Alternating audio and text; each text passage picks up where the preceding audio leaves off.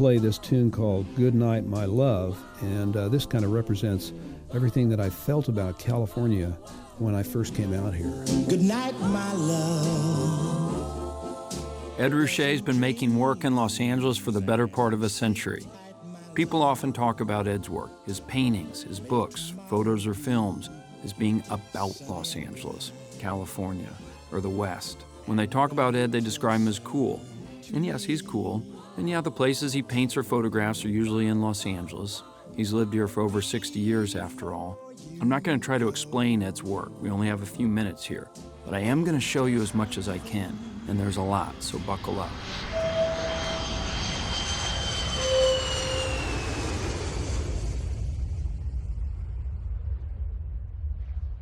Ed?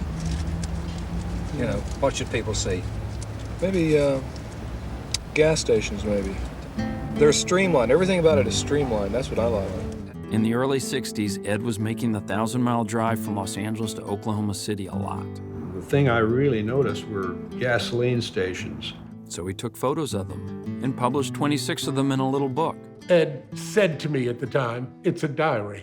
Sold the books at $3 a pop. And I went home and thought about that. When he ran out, he printed more. It was kind of a punk move. It looked like anybody could have done that if they had their eyes open. One photo in particular stuck with Ed, a standard station outside Amarillo, Texas. He borrowed a composition from the movies. When the Lumiere brothers first showed this in 1896, audiences jumped out of their seats. Standard station's an image Ed revisited many times. Here it is on fire in 1966, burning in 68, with a 10-cent Western being torn in half. An olive. An olive? Does that mean olive oil? Whatever the joke is, I love it. Here's what the building looks like today. It's called K&T Automotive Transmission. He used this format on a few paintings from that time. Here's Norm's Diner, also on fire. They tried to tear the building down last year. You know, architects are into it for what they can do with a space. I'm into it for something else. I'm still trying to understand what that is. Apartment buildings caught Ed's attention next. There weren't that many in Oklahoma at the time. He started photographing them. Gee, look at these apartment buildings are just totally square.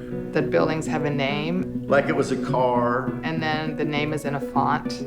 He made another book, then started drawing some of these pictures.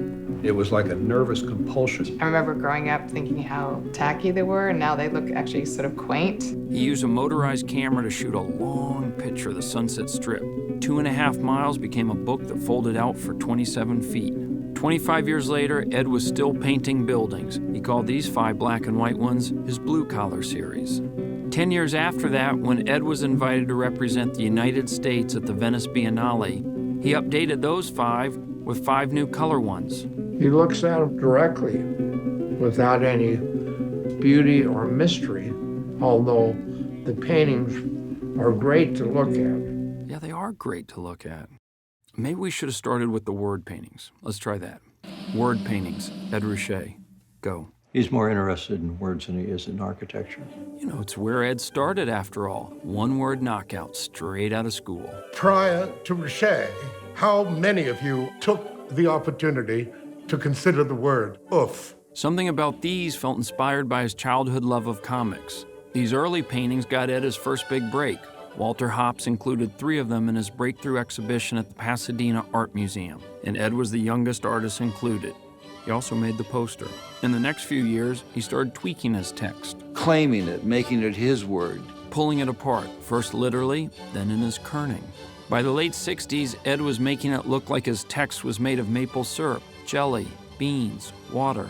He had an enormous amount of skill for a young guy in terms of handling paint. And also, it's funny. In the early 70s, Ed started painting with actual foods: chocolate, cilantro, ketchup, caviar, hot sauce. Anything that he could use to leave his mark. Here's Ed with some chewing tobacco. I just picked tobacco just because of the marks it makes. How can you get romantic about prune juice? You can taste it and see it, or see the stains. He likes the stains. Who would have ever done something like that? Ed Ruscha. That's what he'd do. He started making drawings using gunpowder a few years prior. and made these prints out of squid ink, daffodils, and axle grease in '69.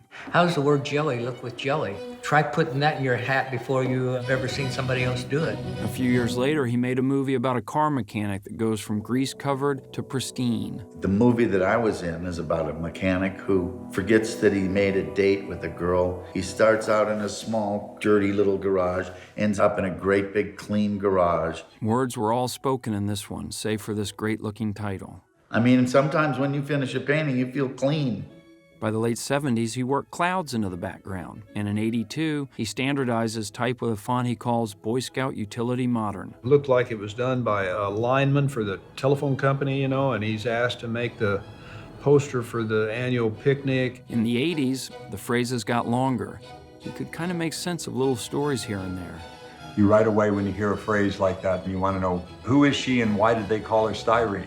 '85 brought about the first of these city lights and the first appearance of censor strips, kind of like redacted government documents. In 1997, he started painting these majestic mountains. As much as I like Ed's words, and he's got a few, he's just as good without them. 1997, Picture Without Words. He'd been making sketches of it for over 25 years, and you can kind of look at it forever. It's a godlike painting. So what's the secret? What makes Ed Ruscha keep painting every day over 50 years later? I think he came from a different place. He had a different source, the direct source of reality. Like a person from another planet would come in here and see this stuff directly. That's it. Ed Ruscha. Amen.